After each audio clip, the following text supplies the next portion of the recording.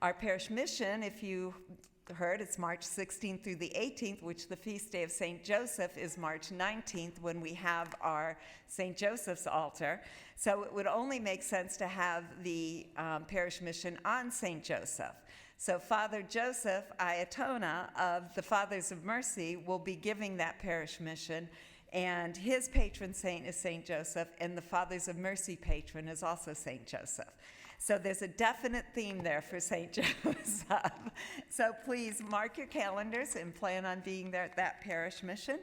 And I thank you all for being here, and God bless you, and Deacon Harold, thank you.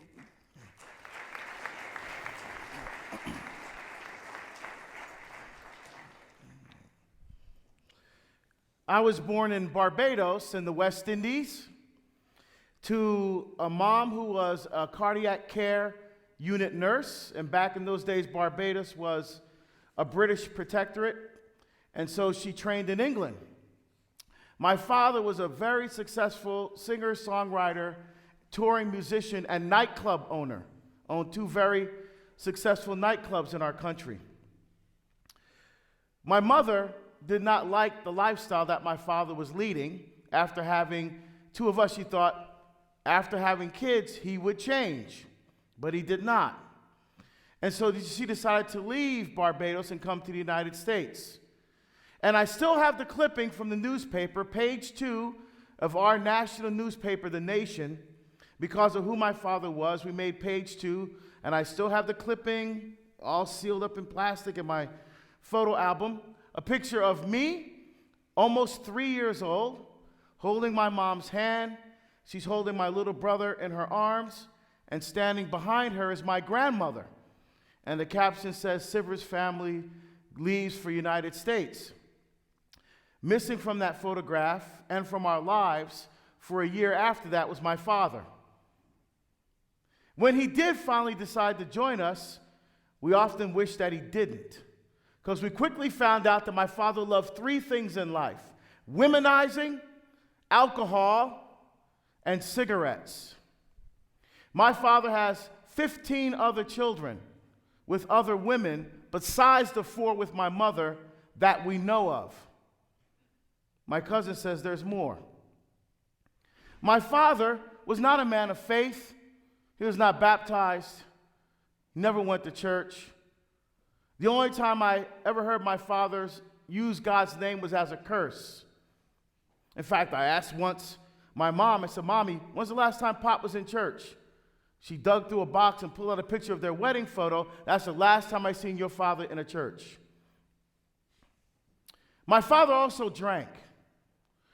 And if you come from a household where alcohol is an issue, I don't even have to tell you of the hurtful and painful and embarrassing moments that come from living in a household like that, where you wish to God that you lived at your friend's house rather than have to go home to your own house.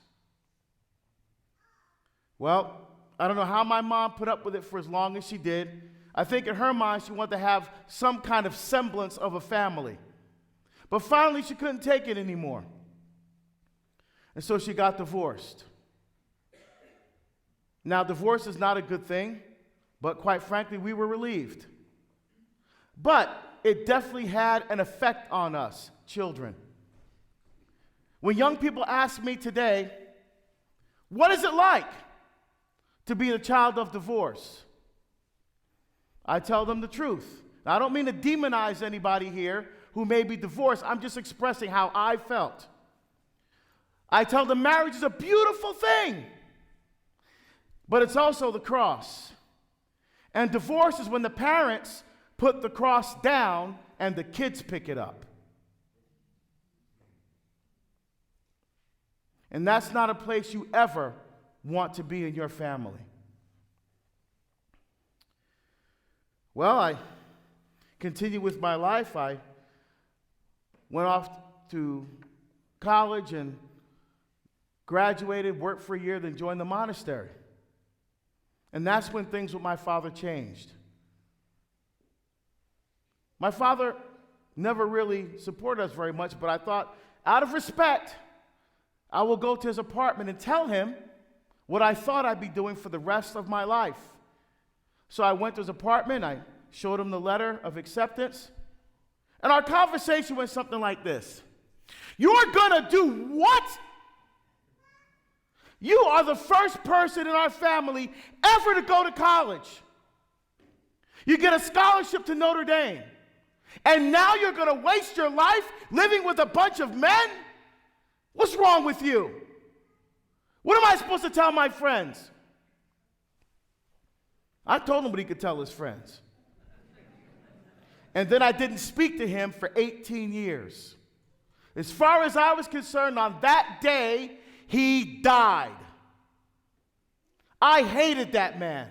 And I don't say that lightly. I hated him.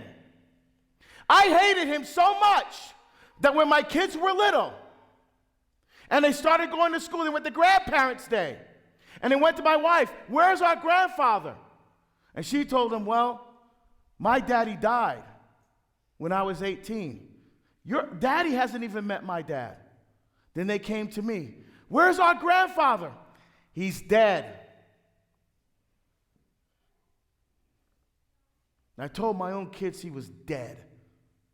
If he would have died during that time, I would have spat on his grave. I don't care if I never would have seen him again as long as I lived. So I joined the monastery. I'm very happy there. Then my mom gets sick and almost dies. Because I'm the oldest. When my father wasn't there, I was the one who helped take care of the family. So now my brothers and sisters are coming to me. What do? I said, I'm in a monastery now. You have to take care of this. We don't know what to do. Okay, so they came to the monastery. They went to conventual mass. The abbot let me leave to go see my mom. She's all hooked up on the machines. I'm like, oh, it's not good. So he gave me 3 months out of the monastery to take care of my mother and my sister, who was still in high school. During that time, I went to a wedding and met the woman who ended up being my wife. So I didn't go back. And I remember the day I left to move out west, I was getting ready to drive across country. And my mom, who was obviously convalescent, a couple of years later, she's convalescent, I'm ready to go. She says, son, before you leave this house, there's only one thing I want you to do. Yes, Mommy. I want you to pray for your father. It was the only time in my life that I could actually remember looking my mom in the face and telling her no. She just said, I don't think you heard me, son. I said, the only thing I want you to do when you leave this house is to pray for your father. Okay, Mommy. Kind of felt like Jesus at the wedding feast of Cana. Remember, they partied the wedding party 7 days. They ran out of wine sometime during that 7 days. Mary's embarrassed because hospitality is a hallmark of Middle Eastern custom. So she goes to Jesus. Son, they have no wine. And Jesus' answer seems disrespectful. Woman, what is this between me and thee? Hold, Jesus. She just asked for some. I mean, imagine, it sounds disrespectful. Imagine this. Imagine if my son Benjamin, clean your room. My wife says to him, he goes, woman, what is this between? Ooh! Benjamin, you in trouble. And don't come to me, you did this to yourself. Now, what Jesus says sounds disrespectful, but it really wasn't. Here's why he said that. His blessed mother asked him to do something supernatural, so he refers to her by her supernatural name, woman, from Genesis 3:15. So he's referring to her as part of the proto-evangelium, the first gospel. So what does Jesus do? Okay, Mom, guys, see those big jugs, fill them with water, take them to the... You do what your mother says. So that's what I did. I would say my prayers, and I literally would throw my father's name in at the end. Didn't mean it. And the only reason I did it, because I told my mother I would. But the years are ticking by, and I realize that one day I'm going to stand before Jesus Christ, and we're going to go through the commandments. We're going to get to number 4. I need something to say. So I did a little outreach to my dad. I sent him a wedding invitation. No response. Birth announcements for the kids. No response. My sister's wedding. No response. I walked her down the aisle. Even ordination, even though the man never set foot in the church, sentiment, no response. And I was fine with that. Because I could say, at least I tried. Now, fast forward to year 17 of our estrangement. My first series on EWTN starts to air, Behold the Man. It starts to air internationally. Someone from Barbados sees me, calls my father and says, isn't that your son on TV? My son flips the channel, bam, there I am, talking about what it means to be an authentically Catholic man. He's intrigued. He watches the rest of the episode. He wants to watch the next week. But he got the day right, but the time wrong. So instead of watching me, he's watching an old woman with a Bible on her lap that laughs like, he's watching Mother Angelica. Now you have to understand, my father was a touring musician. He did not know how this worked. He's saying to himself, who's this lady? Where's my son? Then he thought, oh, she's the opening act. He thought, this lady's going to come out and talk for a while, then my son is going to come out. I never came out. But he watched the whole episode. And later I would ask him, Pop, why did you watch the whole thing when I didn't come out? And he said, she just made so much sense. Now, fast forward to year 18. I'm driving home from my job at the University of Portland. My phone rings. I don't recognize the number, but it's a New Jersey area code. Oh, maybe it's one of my friends. Hello? Son?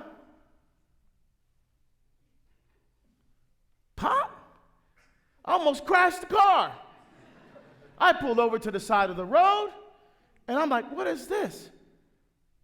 And he started to talk. When I hung up the phone, it said 31:12, 31 minutes and 12 seconds, the longest conversation of our life. And he talked to me almost the entire time about Jesus Christ. Now, you would have thought that I would have been happy, but I wasn't. Just the opposite. I was livid. I remember clearly when I hung up the phone, I noticed the time, then I said to myself, who the hell does he think he is to call me after 18 years to tell me about Jesus? He doesn't know Jesus. I know Jesus. I'm the one on EWTN. That man doesn't know anything about Jesus. All he knows how to do is destroy our family. Lord, if this is from you, you're going to have to show me, because I don't believe a thing that comes out of that lying pig's mouth. And I learned a huge lesson that night. You got to be careful what you ask for. Up until that time, I had not received the invitation to speak in my home state of New Jersey. 10 days later, I received an invitation to speak at a parish 1 mile from my father's apartment. So whenever I go back to Jersey, I always stay with my brother, who is a year younger than me, the one in the picture, but he's never married. Why? He said, if marriage is like what we experience, I don't want to have anything to do with it. And to this day, not married. So I always stay with him. He made arrangements for me to see my father. So I'm nervous. My father walks in, and I almost don't recognize him. My father had prostate cancer. He was a big guy like me, but he lost more than half of his body weight. He had huge patches of hair missing because of the chemo. And I'm looking at him like, that guy looks like my father. And he says, son, it's good to see you. Okay, Pop, and it took me about 40 seconds to get oriented. And then I wanted to hear, I'm sorry. I'm sorry for the hell I put you and your mother and your siblings through for all those years. I'm sorry that I couldn't come to any of your wrestling matches because I was drunk. I'm sorry I missed your graduation because I was sleeping around.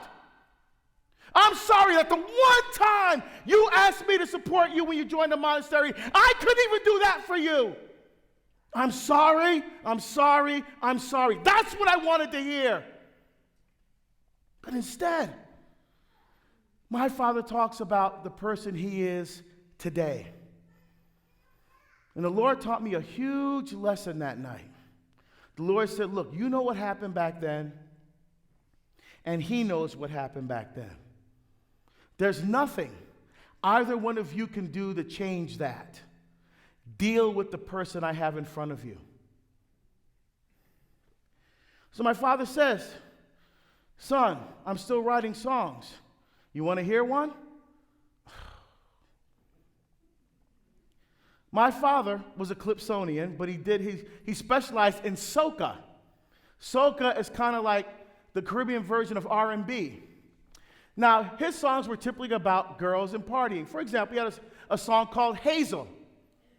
Hazel, darling, woman, you excite me. I don't know where or how you got that body. That kind of stuff. And my mother's name was Eleanor. So I said, yeah, Pop, whatever. So he plays a music track and he starts to sing. Here are some of the lyrics. O Lord, sweet Jesus, have mercy on me. My eyes were wide open, yet I failed to see. Dear Lord, I beg you, have mercy. Please, have mercy on me. I am so sorry. Lord, forgive me. I can't go on living this life without you. I will let nothing stand in my way. Dear Lord, I beg you, have mercy. Now, as he's singing this song, I'm saying to myself, you can't fake that. So when he finished singing, and I don't know what possessed me to do this, I walked up into the man's face, and I said to him, I'm going to ask you a question right now. If you've loved me even once as your son, don't lie to me. If you're going to lie, then say nothing. What happened to you? All this talk about Jesus and mercy. Had I not been standing in his face to hear what came out of his mouth next, I would have never believed it. This unbaptized pagan who never went to church, who destroyed our family, looked me in the face with all seriousness and said, the Blessed Mother and Divine Mercy. And I was completely stunned. I literally could not form words in my mouth. My brother still mocks me to this day. Man, when Pop said that, Mary and Mercy, the look on your face, I didn't even know he knew what that meant. So think about this. Of all the people in the world to plant the seed in my father's heart for the truth, Mother Angelica? What? So I go home, and now my mother is living with us. When she got sick when I was in the monastery, that started a slow but gradual 20-year decline in her health to the point where she could no longer live alone. So at first, she lived with my sister, and then she moved into an assisted living community. And then we decided, no, Mommy needs to be with one of us. Hey, you got that nice house out in Portland. Why don't she live with you? We had a mother-in-law suite. And we're like, yeah, why don't she come live with us? So we moved my mom out with us. She lived with us for last 3 years of her life. When I got home, she says, is it true, son? Is it true? I said, Mommy, you can't fake what I saw. So now I'm talking to my father maybe every 6 or 8 weeks, something like that. Then he calls one weekend, Memorial Day weekend. Son, I want to come to Oregon to see my grandkids. Okay, Pop, when can you come? This weekend in June. Pop, that's not a good weekend for me. I got stuff going on. Look, son, that's the only weekend I could come, so I'm coming. Great. So I go talk to my wife. Hey, gonna meet my dad. But now I got a problem. I told the kids he was dead.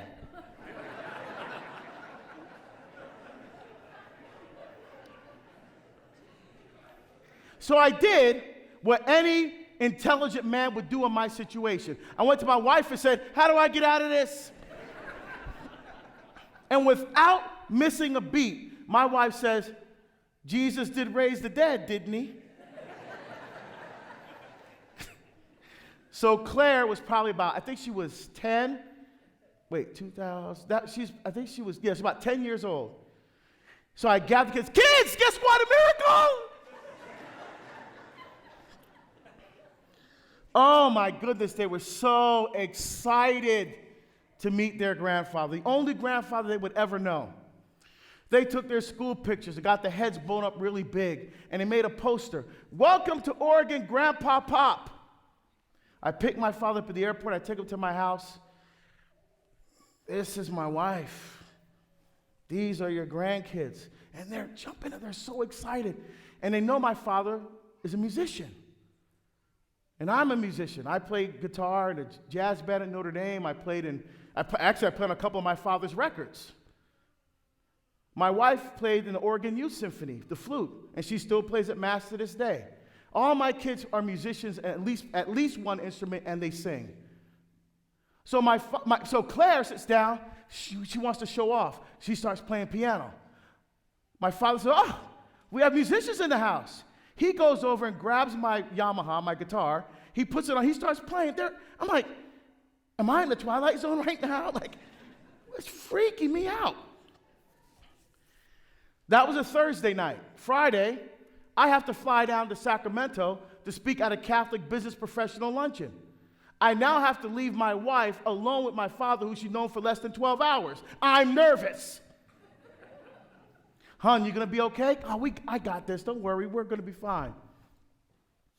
So the whole time I'm flying down to Sacramento. I'm nervous. I do the gig. I fly back late afternoon. My wife picks me up. Everything okay? How'd it go? Everything all right? Oh, it was great. We took him out to Multnomah Falls, and we showed him the beauty of Oregon, and he kept saying how clean everything was and how everything smelled so fresh, and he just loved it, and he started giving the kids $100 bills. What? That was his way of trying to make up for all the Christmases and all the birthdays that he missed. So the next day, Saturday, men's conference in Portland. I'm not speaking, but I was planning on going because one of my very, very good friends was speaking. And I said, Pop, I'm going to this men's conference. You want to come with me? Sure, son, let's go. He's never been to anything Catholic before. So he comes with me. He's pretty impressed. There's 300 guys there praising the Lord. And then the speaker starts. It's Father Donald Calloway. If you don't know who Father Calloway is, do yourself a favor.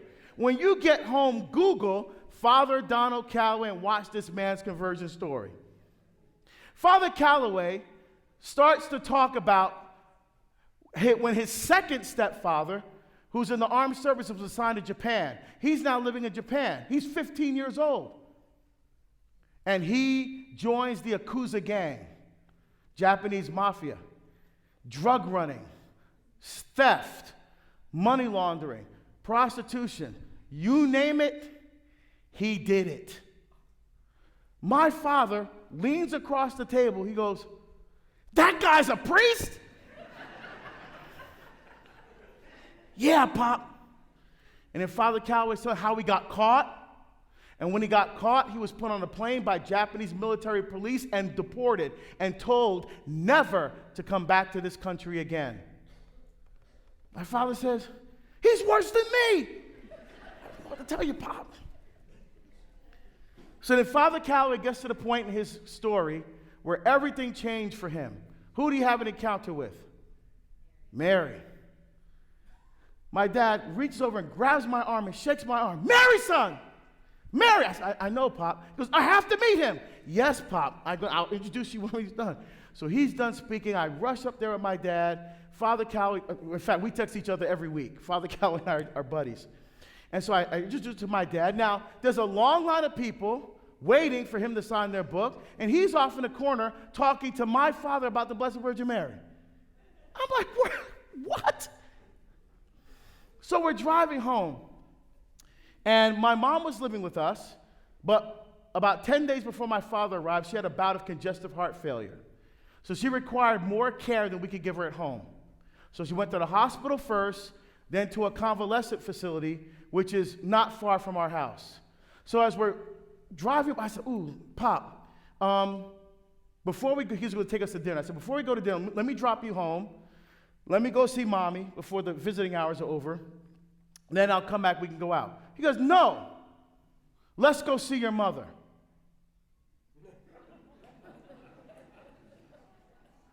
Okay, I don't have time to warn her because they're like driving by the place. So we park and I go in. I said, "Pop, let me go in first."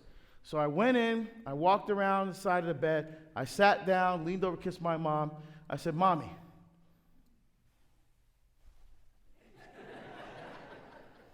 And in walks my father, and who my mother had not spoken to in 20 years. The look on my mother's face was like shock and joy and anger and surprise, and her eyes almost came out of her head. Remember Marty Feldman, some of you? Young Frankenstein, his eyes, my mom's eyes looked like that. So I get up from the bed. My father walks around and sits down where I was sitting on the end of the bed. He had big hands. He takes his hands and puts them over my mother's hands. "Hello, Eleanor." And they start to talk. And I leave the room. Ain't my business. So I'm at the nurse's station saying, "This ain't going to take long." 5 minutes, 10 minutes, 20 minutes. They're still in there. So now I'm getting concerned. This is the longest I've heard my parents in a room alone without yelling or something being thrown. Half an hour later, my father comes out. "Okay, son, let's go." Okay. So I walk in and kiss my mom goodbye. She goes, "Who was that?" I'm like, "I know. I'm getting used to this too." To this day, I have no clue what they talked about. But here's what I do know. 3 months, July, August, September, 3 months after my father left, I come home from work. We had the mother-in-law suite in the main part of our house. So I would go in, check on my mom, who was permanently disabled by then, and a walker and oxygen and all that. So I'd check on her. Then I'd take her over to our side of the house to have dinner. So I went in as normal. "Hey, Mom, how you doing today?" Sit down. "Remember when you moved out here, what I asked you to do?" "Yeah, Mom, you asked me to pray for Pop," and I said no. She said, "Starting on that day, I prayed a rosary every day with the sole intention of reconciling with your father before I die." She said, "That's what happened when he was here in June." Wait. Mommy, what are you telling me right now? The day I left to move, Mommy, that was 20 years ago. And you prayed a rosary for Pop every day? Yes. What happened after year 5? After year 10. 20 years? Yes. And you didn't stop? No.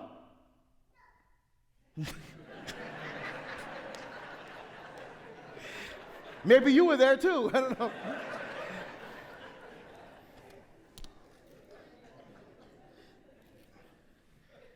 I don't have faith like that.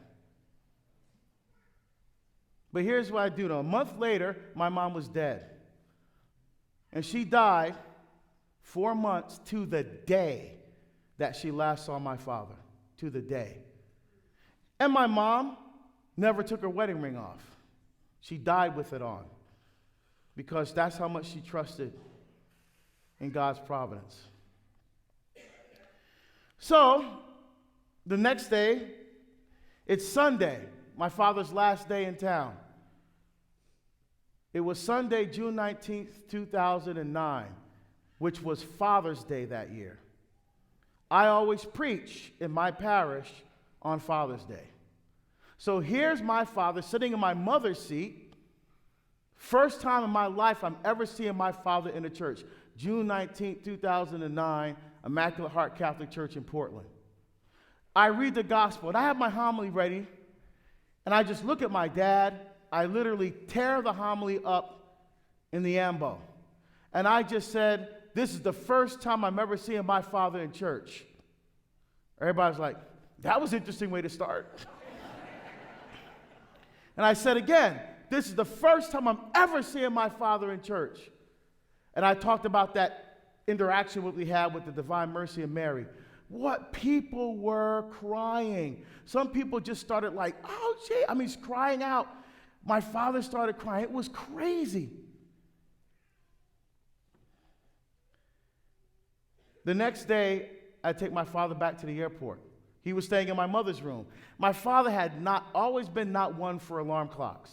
So just to miss his flight, I went down there, knocked on my mom's door. I opened it up, and I saw my father on his knees praying. Never saw my father praying before in my life.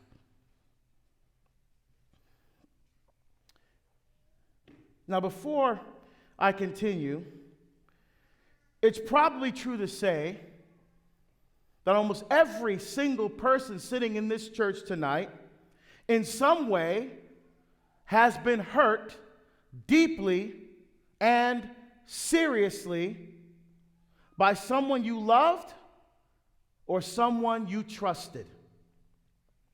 And as you sit here tonight, you are still holding on to the anger and to the pain and to the resentment and to the hatred and to all those feelings. Because you're saying to yourself, yeah, I'm justified. You know what they did to me? And we're holding on to it. And you don't have peace. You get to a certain point in your life, and you get stuck. And when we get stuck, we get comfortable. And you just get used to the feelings of the anger and the hatred and the feelings and the emotion. You just get used to it. And that's why your marriage will never change. That's why your relationship with your kids will never change. That's why your relationship with God will never change. Because if you want to take everything in your life to that next level, you got to get uncomfortable. So I'm going to make you a little uncomfortable tonight. Why? Jesus says in John's Gospel, John 14, peace I leave you. My peace I give to you. Not as the world gives do I give it to you. You will not find peace thinking of attaining peace the way the world says. Get even. Don't think about it. Write that person off in your life. You will never find peace. You will never find joy. And that's where some of you are right now.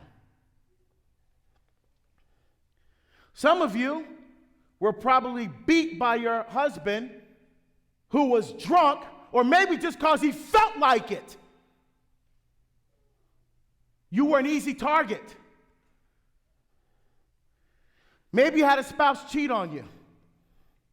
Or maybe one of the priests, you weren't faithful to your vows. And even though you're reconciled now, so your husband, your wife, you say to yourself, yeah, okay, yes, we went to confession and we're reconciled now, but in the back of your mind, you're asking yourself, oh, can I really trust him? Can I really trust her? Some of you right now are sitting here fighting not to take that next drink, not to look at those images on your computer. Some of you were raped when you were in college, or maybe younger. Maybe you were the rapist. Yes, you had a little bit too much to drink, so you decided to take advantage of that situation. Maybe you were bullied when you were in high school because you were the wrong race, or you were the wrong color, or you had the wrong accent, you had glasses or braces, or you were from the wrong neighborhood or from the wrong country. Maybe some of you have attempted suicide. The pain is so great. The only way out was to take your own life, or at least try to. Some of you are estranged from your children. As you sit here right now, you are in pain because the child that you raised, who went to confirmation class, who got confirmed, who went to church with you every Sunday, who went to Catholic school, is now not practicing their faith, and your grandkids aren't baptized. And you're saying to yourself, oh, please come back to the church, because you know if they continue in that direction, they're going to be on the side of the goats. Maybe some of you are angry all the time. It's always sitting there. And as soon as your wife says something to you, you want to punch her in the face, but you stop yourself. And whoa, where did that come from? Maybe some of you suffer from depression. And you keep seeing the psychologist, keep taking the pills. Nothing changes.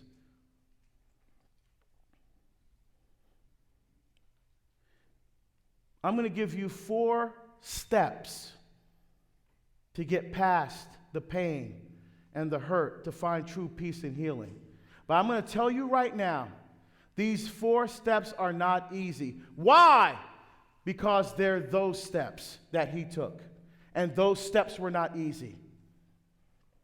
Number 1, do not ever bury the memory or the pain of what happened to you. Don't try to forget it and pretend it didn't happen, because it did. Let me tell you why you shouldn't do that. Real life story here. When I was still active in the parish, I worked a half a day in the parish. I was driving home. About halfway home, I get a call from the office, parish secretary. I just got off the phone with a guy. He's distraught. He's frantic. He's disheveled. He keeps saying, I have to talk to Deacon Harold. Is he a parishioner? No. But he says he has to talk to you. Oh, okay. Tell him to come to the rectory. So I flip the car around. I go back to Immaculate Heart. I'm waiting in the parlor. This guy comes in. He's crying. He's all over the place. He looks a mess. She threw me out of the house. She won't let me see the kids. She's going to get a restraining order. She's changing the locks on the door. Whoa. Sit down. Take a deep, tell me what's going on.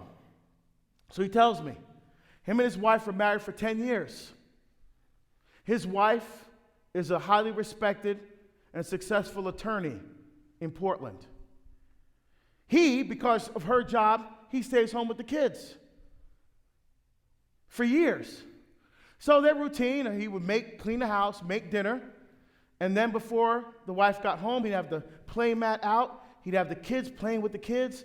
The wife would come home, she'd join in reconnect with the family, then they'd have dinner and continue with their evening every single night. Till tonight. She comes home as normal, food's on the stove, playing with the kids, he's holding the daughter. And they also have a little older son. And she comes and she says, "Why are you touching her like that?" What are you talking about? "Don't touch her like that. Put her down." "What, honey, what? Get out! Get out of this house." Wait, what do you say? "Get out. I'm going to get a restraining order. You'll never see these kids again. Get out." Wait. And she throws him out. So now, I'm still a cop back then. So now I'm thinking as he's talking. And when he finishes, I say to him, "Was your wife ever molested as a child?" "Deacon, why would you say that? We've been married for 10 years. We knew each other for several years before that. We have a normal sex life. We have 2 kids, a son and a daughter. This has never been an issue." It wasn't an issue when you got married. It wasn't an issue when you had your son. It wasn't an issue when you had your daughter until your daughter got to the age when she was first molested. And for whatever reason tonight, she comes in, she just sees the way you were innocently holding your daughter, but that triggered a memory of what happened to her, and now she's transferring that memory onto you. What? I don't understand. He's confused. I said, "Hold on. Do you have her parents' number in your phone?" "Yes." "Dial it right now. Put it on speakerphone." So he does. Her father answers the phone. And by now, he's gotten a call from his daughter about this. "Dad," I'm not going to tell you her name, obviously. "Was she ever molested?" Dead silence on the other end of the line. It was so quiet that he thought his father-in-law hung up. "Hello, Dad? Hello?" Then finally, yes, she was molested by the brother of a babysitter. And when we found out about it, we stopped it. We got a little therapy, and we never brought it up again. Why? It was the family secret. So now this family secret has now come back to bite this family hard. What do you think happened next? They go to court. She is a well-respected attorney. He's a stay-at-home dad. They go into the court. The judge says, "What happened?" She says, "Your Honor, on this day at this time I did it. Here's what I saw." Who do you think they believed? Oh, she got her restraining order, and they filed charges against him, and he got put on a sex offender registry. Now he can't see his kids. He can't get a job because he's on the sex offender registry. I don't know what happened there. I know he left Portland. He's living with his parents. His parents don't live in Portland. But that man's life and his family is destroyed because they didn't deal with an event that happened in the past. Let's just bury it. And I'm telling you to feel it. Feel the anger. Feel the pain. Feel the sadness. Cry if you need to. Don't hold it in. Because if you hold it down and suppress it, God can't heal it. Remember, God cannot force his love into you. And if your heart is filled with anger and hate and resentment, there's no room for God's love and mercy. Bring it up and let it out. Bring it up so that God can start to heal it. Number 2, you cannot begin to find peace until you face your Goliath. Now, you remember the story of David and Goliath in 1 Samuel 17. Now, remember, David was chosen as the new king of Israel. He wasn't the king yet. His brothers go off to fight in the war against the Philistines. They're about to throw down.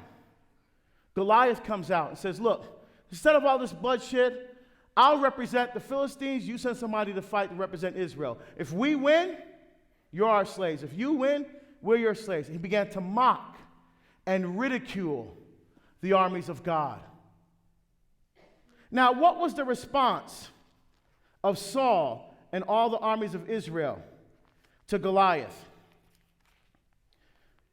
1 Samuel 17, verse 11. When Saul and all Israel heard these words of the Philistine, they were dismayed and greatly afraid. Why were they so afraid of Goliath? Let's take a look at him. 1 Samuel 17, starting at verse 3, or verse 4.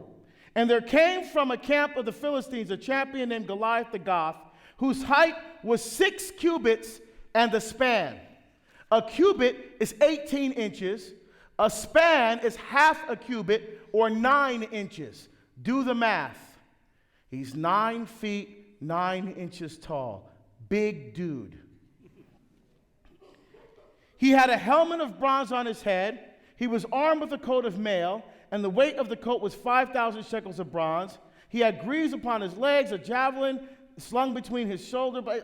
So let's talk about the mail. If you see those King Arthur movies, after they take off the metal outer armor, you notice they have like a silvery, fish scaly kind of armor underneath? That's called mail. His weighed 5,000 shekels. A shekel is 0.4 ounces. Do the math, 125 pounds. So a 9 feet, 9 inch dude with 125 pounds of armor come walking up on you? You're going to be scared. So they were afraid of Goliath. So I have to ask you, what is your Goliath? What is the Goliath in your life that as you sit here right now has you so scared that you can't do anything with your life? You're stuck. Because you're stuck in fear. You're stuck in hatred. You're stuck in anger. You're stuck in resentment. You're stuck in sadness. What is your Goliath?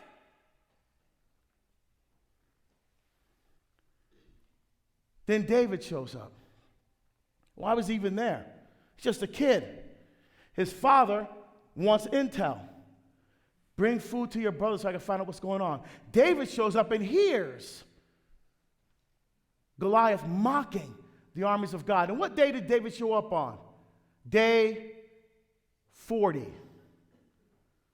Day 40. Very interesting, huh? That number 40 shows up a lot in the Bible, doesn't it? 40 days and 40 nights in the ark. Israel, 40 years in the desert. Ezekiel, 40 days in the desert. Moses getting the 10 Commandments, 40 days on Mount Sinai. Jesus, before starting his public ministry, 40 days in the desert. Why is that number so important? The number 40 for the Israelites represented the number of gestational weeks in a pregnancy. It represented a time of trial, of testing, and of waiting. Because after 40 days, weeks, years, God is going to do something. So David shows up. Are we going to stand here while this uncircumcised Philistine mocks the armies of God? Who's going to do something? Not me, not me, not me, not me. David's like, I got this. So he goes to Saul. Saul, I want to fight Goliath. Saul's like, dude, you're just a kid. That guy's been a warrior since he was a kid. He's going to kill you, man.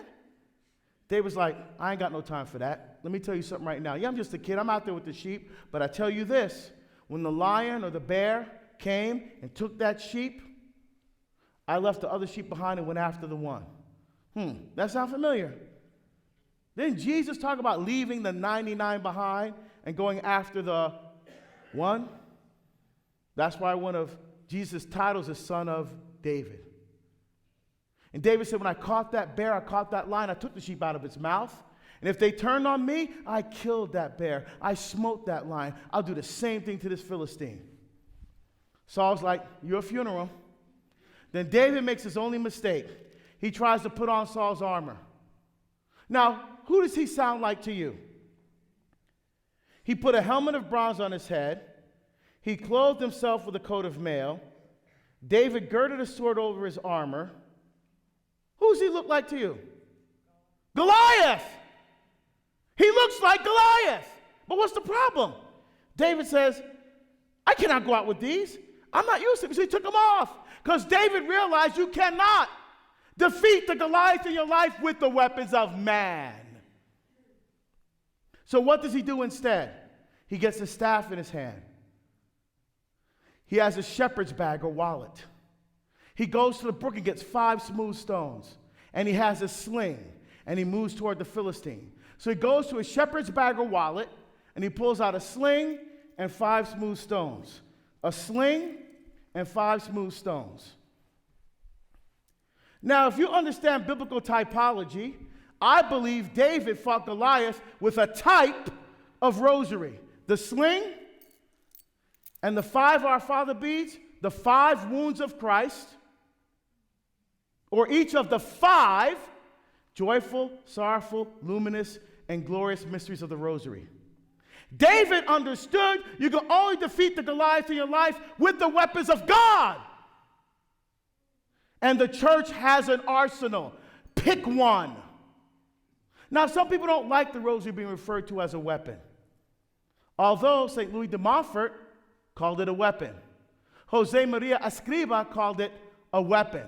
Padre Pio all the time called it a weapon. You remember Padre Pio? The devil used to show up in his room. He used to say to the junior friars, hand me my weapon. The dude's looking for a dagger or a knife. Padre Pio's like, come on, man, the devil right there, come on. Then he finds us the rosary. Bam, now he has his weapon. We have an arsenal, my friends. We've got the rosary. We've got the chaplet. We've got novenas. We've got devotions. We've got Eucharistic adoration. We've got charisms. I'm Benedictine charism. We have Dominicans. We have Franciscans. Pick one and fight. Don't be afraid to face your life, because now you are armed with the weapons of God. His son, no, what David says in Psalm 124, if the Lord had not been on our side, this is Israel's song. If the Lord had not been on our side when men rose against us, then would they have swallowed us alive when their anger was kindled. So what happens when you finally have the courage to face your Goliath with the weapons of God? What happened to David? David walks toward Goliath. Goliath sees him. First of all, he's insulted that they sent a kid out against him. He's a man. Then he sees what David has. And he says, the Philistine said, am I a dog that you come to me with sticks? And you better believe when you start to face your Goliath with the weapons of God, your Goliath is going to say to you,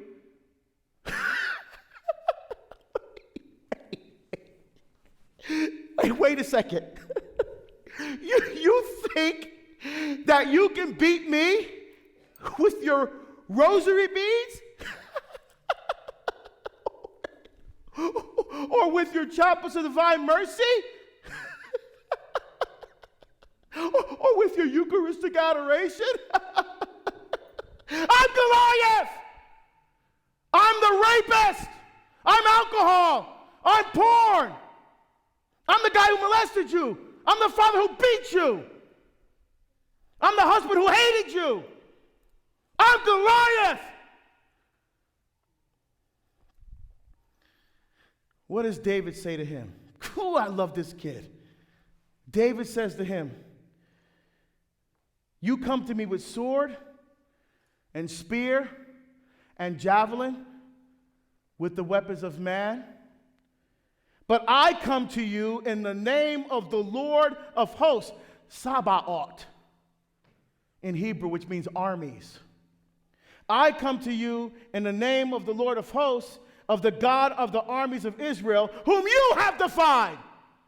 So David says to Goliath, you come to me with the weapons of man, I come to you in the name of the Lord. What do we say at every holy sacrifice of the Mass? Blessed is he who? We say the same thing at every holy sacrifice of the Mass that David says to Goliath. Because our Lord is arming us and preparing us in this Eucharistic sacrifice to face our Goliath. Now, David says, let me tell you how this is going to go down. You're not going to beat me. I'm going to beat you. I'm going to cut your head off, lay your body down for the birds of the air and the beasts of the field, that all on earth may know that there is a God in Israel. How are people supposed to know that God is in your life? How are people supposed to know there's a God in Duluth, Georgia, if you don't show them? And that all this assembly may know that it is the Lord who saves, not with the sword, not with the spear, because the battle is the Lord's. David understood that God fights with and for him. That's why he knew he couldn't lose. He wasn't arrogant. He wasn't cocky.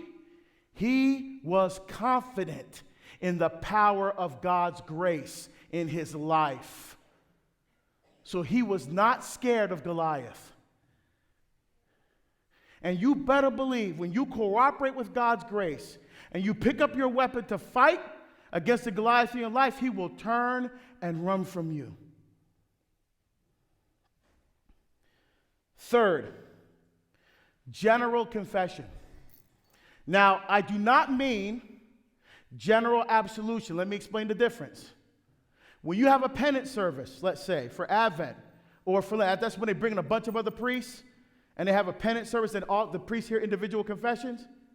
A general confession is, for example, I know that Father Jack would never do this, but let's say instead of all the priests, say no priest could show up that day. So Father Jack, I can't hear everybody's confession. I'm going to give you all confession. I'm just going to absolve all your sins as a group. Can't do that. That can only happen in certain circumstances. For example, I'm on the plane. The plane's going down. The priest can't hear everybody's confession, so he gives general absolution. Soldiers are about to go into battle. The priest can't hear everybody's confession, so he gives general absolution with the understanding that they would go to a priest for regular confession as soon as possible afterward. General confession is not allowed. That's not what I mean. I mean general absolution is not allowed. What I mean is general confession, which means this. You go to confession and you confess every sin that you've committed in your entire life. Now you're saying to yourself, why should I do that? The sin is already forgiven. That is true. It's not about the forgiveness of sins. Because as we saw yesterday, we heard from Ezekiel, God forgets. He doesn't remember the sin. That was a direct word out of the mouth of God to Ezekiel. God forgets, but we don't. We often, even you walk out of confessional, we're still living with the guilt and the heaviness and the burden of that sin. So here's why general confession is so important. Think about the parable of the prodigal son. The bottom of that story, the reason Lois was he was in the pig pen. But you got to understand how this would have sounded to a Jewish person. We can't appreciate this as Westerners, but you got to know why Jesus said it this way. It was bad. Now the Jewish dietary laws, they couldn't eat any pork. We heard in Maccabees, these dudes would rather die than eat pork. That's all right. That's how strict that rule is. But look at Jesus now. When he was in the pig pen, he didn't want to eat the pig. That would have been really, really, really bad. He wanted to eat what? What the pig ate.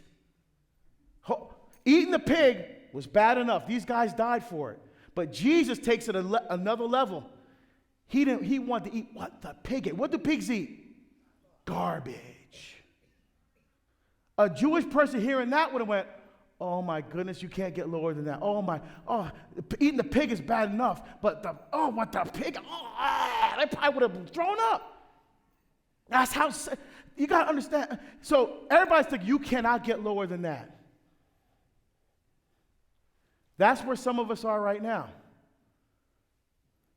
Even though God has forgiven the sin, you're still feeling the weight of that sin. Of the child that you aborted, or a man you took or drove her to the clinic, or whatever it is, you're still feeling the weight of that. And here's what remember, here's the best part of that whole story. When the prodigal son finally has the courage to turn back, because now he realizes when he wants to eat what the pig eats, no one can help me except God. He finally realizes the only person that can help me out of this mess is God the Father. So he finally has the courage to take those steps back to the Father. Now, is the Father like, okay, boy, keep coming. I'll be right here. Come on. Keep making your way toward me. Come on, you got a long way to go. Is that what the Father did? First of all, notice, Jesus says while he was still a long way off, the Father caught sight of him. What does that mean? The Father was looking for him the whole time. He never took his eyes off his Son. And God our Father never takes his eyes off of you. Never. Even when you feel in your relationship with God right now, you are so far away from where you should be. God has his eyes on you. But here's the best part. When you finally have the courage to face your Goliath and you make that step toward healing and reconciliation and mercy, what's the best part of the story? The Father ran to meet his Son. And when you finally let go, the Father will run to meet you with his love and with his grace and with his mercy. He's just waiting for you to turn and take a step. That's what general confession does. The sin's already forgiven. Now you have to remove the heaviness and the guilt. Take that step. Because what you'll realize, wait a minute, I don't do that sin anymore. Wait a minute, I don't do that sin nearly as much anymore. Hey, wait a minute, I'm actually closer than I thought I was. And God will do the rest. Because that's how much he loves us. As if we would remember, I said, he was like if you were the only person that has ever existed. The last one, number 4, is the hardest one of all. So I'll tell this in the context of the continuing story of my father. So now fast forward to 2012. I leave my job. I'm on a speaking tour in Italy. My brother calls me, hey man, Pop's cancer is back. He has a mass in his cecum. The cecum is what connects the large and small intestine together. He didn't pass the heart test for surgery, so they can't remove it. They're just going to hit him with chemo and maybe some radiation, and that's all they can do. He's not going to make it to Christmas. You need to come home. Okay. So I finished the tour. I changed my flight so I can fly through Newark. I spent now my father is so weak, he has to stay with my brother.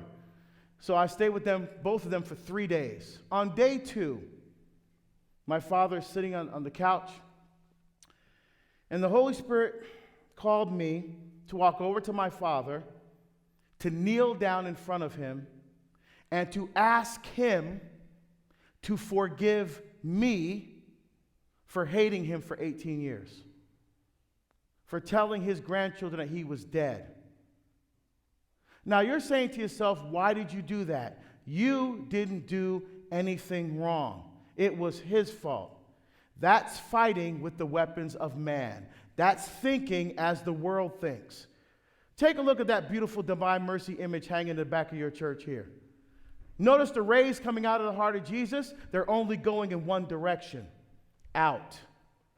The Holy Spirit asked me, there's more healing that needs to be done, my son. So what you have to do is be that ocean of mercy for your father. So you need to go to the person that hurt you and ask them to forgive you for anything that you may have done to cause the rift between the two of you. That is the hardest step, because that's when the nails are about to be driven in. The last step Jesus took was to step up to the cross before they nailed him to it. I trust me when I tell you, what I just asked you to do is not easy. I get it.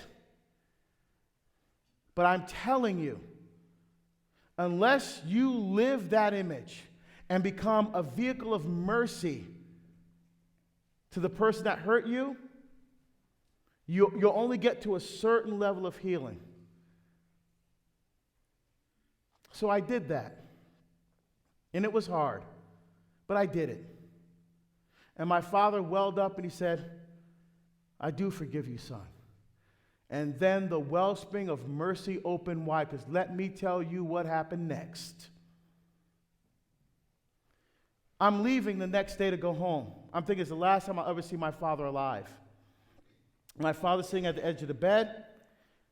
I kneel down in front of my father and said, Pop, you want to pray? I've never prayed with my father in my life.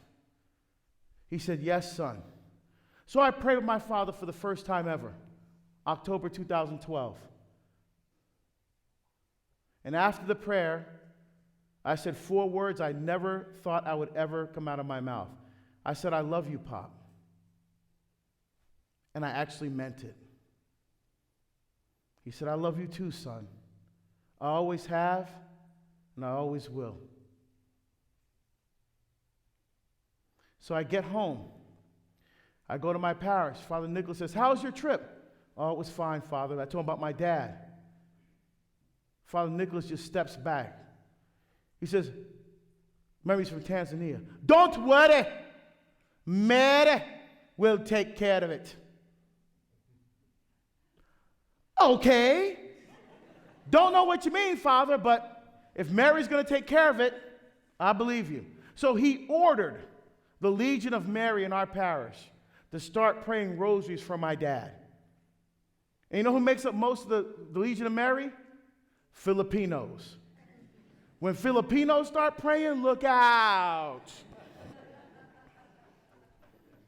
So now it's December, fast forward 2 months. It's now December 12th. What day is that? Our Lady of Guadalupe. I'm preparing to go to Mass. My brother calls me. Hey, man, I'm at the hospital with Pop, and I'm with the doctors. Okay, flights back to Newark. God, does Pop have insurance? God, funeral. Maybe I'll get Deacon Walter to. Okay, all right. Well, Jerry, tell me what's going on. Well, Pop came to get his checkup, and they looked at the X-rays, and that mass in his cecum is gone. Yeah, I know. It probably shifted lower into his intestines. He's probably not eating now, and they have to put a tube in. He goes, no, it's not there. Where is it? I don't know. What did the doctor say? They don't know. What does this mean? My brother said, I think he's going to make it to Christmas.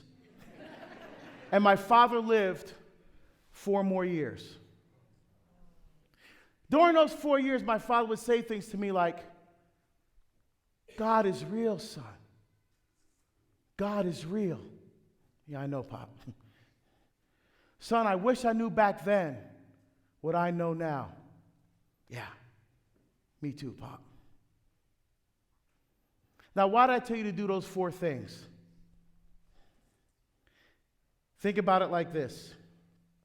Imagine you walk into your kitchen and you see your precious, beautiful grandchild holding a large, sharp knife by the blade. Would you walk up to your little grandchild, oh, what do you got? And grab the knife out of her hand? Would you do that? No. Why? You cut her hand off. What would you do instead? Oh, honey, what you got there? What you got there? What you got? Can I see that?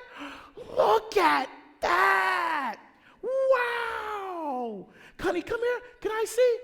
Oh, honey, can you open your hand and give that to me? Oh, sweetie, I know. Can you open your hand? And the little child's looking at you like, okay.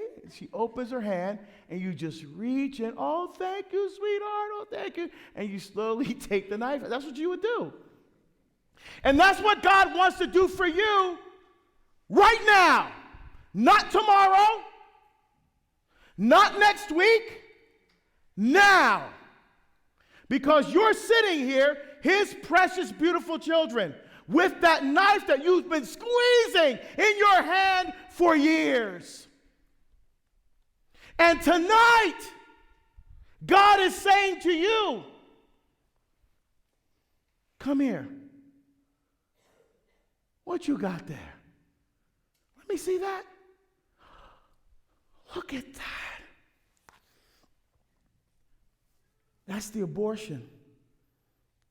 It's the alcohol. It's the beatings you took. It's the drugs. It's the porn.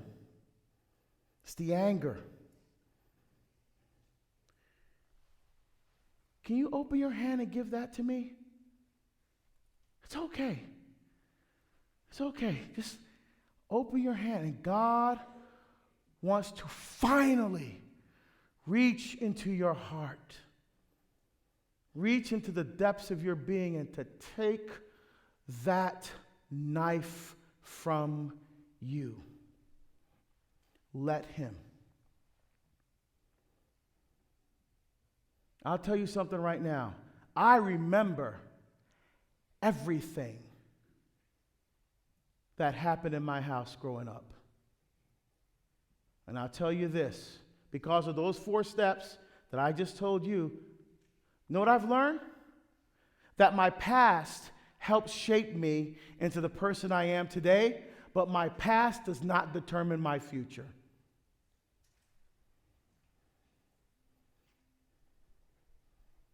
And he wants that healing for you now. Let him heal you finally. I want to end by telling you how my father died. October 4th, I'm in the Portland airport, 10 minutes from boarding a plane to Denver to speak at the Catholic Leadership Conference. My brother calls me, hey man, Pop's in the hospital. He's not going to make it. You need to come home now. I said, Jerry, I'm about to board a plane to Denver. He goes, you may not even make it here in time. You need to come now. So I walk up to the counter. I said, I need to go to Newark now. But Mr. Burke-Sivers, your bags are on the plane. Yep, the bags are on the plane. You're 10 minutes from boarding. I don't know. My father's dying. I need to go to Newark, and I need to go to Newark now. He looks, oh, you're a million miler, diamond medallion. Right this way, sir. So they get my bags off the plane. They get me on a flight to Newark. As I'm on the plane, I call my brother, hey, I'm on my way. Call for a priest for Pop. Well, what am I supposed to call? Jerry, just call a local, any Catholic church, just call for a priest to anoint Pop before I get there. Just in case I can't do it, but I just want, in case you don't make it, make sure, okay. So I get off the plane, 11:30 at night in Newark. My brother picks me up and drives me to Beth Israel Hospital in Newark, the same hospital my mom had worked in for 30 years. We walk into his room. My other brother and sister are already there. My dad is on a breathing tube. The tube's doing 80%, the machine's doing 80% of his breathing. The only way his blood pressure is being maintained is through IVs. So I assessed the situation. I said, look, I'm still on Pacific time. I'm 3 hours behind. Why don't you guys go get some sleep, and I'll stay up and do a prayer vigil for Pop. Okay, so they left. So I sat down next to my father, started praying rosaries, chaplets, precious blood, devotions, novena. I mean, I was doing 6 hours. I prayed next to my dad. And every once in a while, he'd kind of wake up and be disoriented. He'd try to grab for the tube. I'd grab his hand. It's okay, Pop. I'm here, Pop. I'm here. It's okay, Pop. He'd settle down and go back to sleep. 6 in the morning, my siblings come back. I get a couple hours of sleep. We meet with the doctors. There's nothing else they can do. They can't give him any more blood pressure medication because now it'll start destroying internal organs. They're giving him food and water, but he's not metabolizing. The urine bag's empty. He's not metabolizing anything. There's nothing else they can do. So I called a priest friend of mine who's a medical ethicist, and he said, yeah, you're good to go. You can discontinue. So we started pulling everything out. Now here's the ironic part. I asked my brother, did you get the priest? Yeah, I did get a priest. He came and anointed Pop. Who was it? Father Philip Waters, a monk from my monastery that I was in. My English teacher, as a matter of fact, from high school. You see how God did that? What caused the division between me and my dad was joining the monastery. And now my dad is dying, and Father Philip Waters, my English teacher, shows up and anoints my dad. 12:55, the last IV came out. 1 o'clock, I prayed my first chaplet. 2 o'clock, I prayed my second chaplet. Between 2 and 3, my brother Andrew leaves the room because he can't take the tenseness of everything. 3 o'clock, as I'm starting my third chaplet, my father takes his last breath and dies. My sister screams. Andrew comes running back into the room. And I'm standing in the corner at my rosary. He made it till 3. He made it till 3. My brother says, what are you talking about? I said, that's the hour of mercy. That's the hour Jesus died. Pop died at the same time as Jesus. And then if you've ever been in a room and somebody dies, they know they kick you out.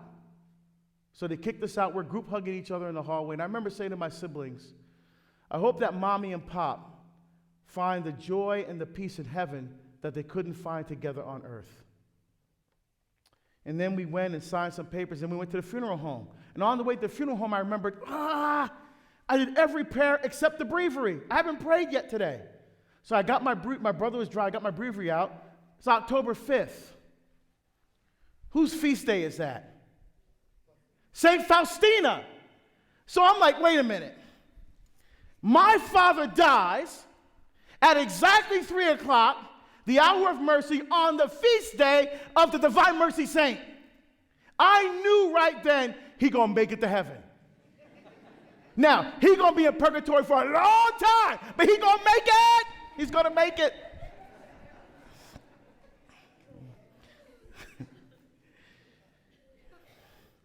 You know, I've made a lot of mistakes in my life. The biggest mistake I made was I forgot that I thought my father was dead, and I forgot that Jesus raises the dead. And I will never make that mistake again. It doesn't matter what's going on in your life, God can bring reconciliation and healing, even though it's not what the world thinks. Remember, most of us are the guy. Yes, I'll work from 8 to 5 in the vineyard. You're going to pay me that much? Awesome. My father walks into the vineyard at 4:45. And he gets the same as me? You're saying, so that's not fair. And God says, are you jealous because I'm generous? It's my money. We should be joyful when someone finally gets it and they turn their life over to Christ. That's what these 4 steps I gave you will help you do. O my strength, it is you to whom I turn. For you, O God, are my stronghold, the God who shows me love. Amen. Thank you all very much.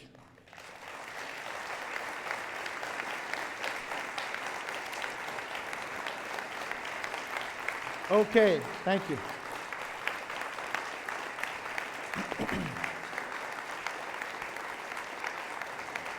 Thank you. All right. So this is my last night here. So I just want to, I'm off to Boston tomorrow. So I want to say a few thank yous. So first of all, of course, I have to thank Father Jack. Father Jack, you know, it is so refreshing when you stay at a parish with a priest that gets it. You know, that's holy, that does Mass beautifully. And I got to tell you, I'm not telling you anything I didn't tell Father Jack. You know, usually when I do these missions, when I see this much cultural diversity, it's usually like in a poor parish or some neighborhood somewhere. This represents the church here.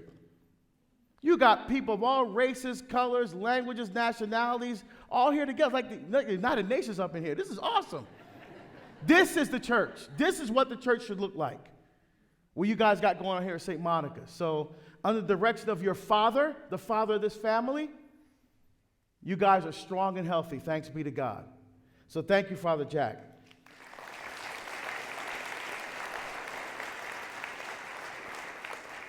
I also want to, of course, thank Father Tan and Father Augustine. You know, I served with Father Augustine once before. I came and spoke to Legatus, and he had come and said Mass. And I had forgotten that I had seen him and done Mass, so love Father Augustine. And my brother deacons, Deacon Bob and Deacon John, I know I didn't get a chance to spend much time with you, but thank you. I've met both of you, so thank you for your wonderful generosity and support. Of course, Cindy, right? I mean, Cindy worked with my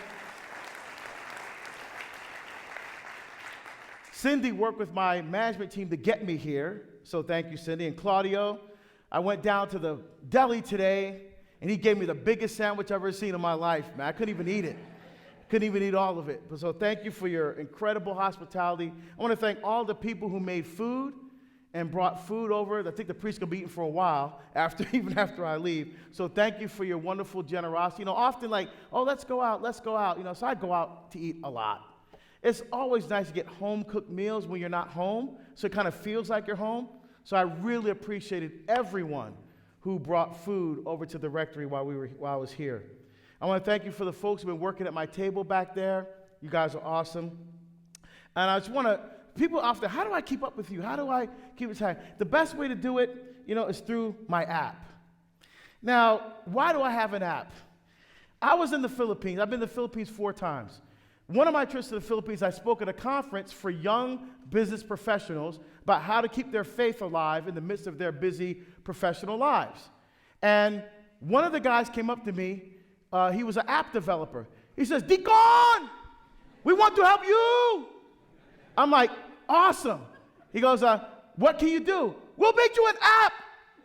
I'm like, okay. So they built me an app, and it's awesome. You know, so the 2 things I told them 2 things. First of all, it has to be totally free, and I don't want anybody's personal information. I want to know nothing about the person down. So if you download the app, you go to your app store on your iPhone or on your Android, type in Dynamic Deacon, and this logo will come up.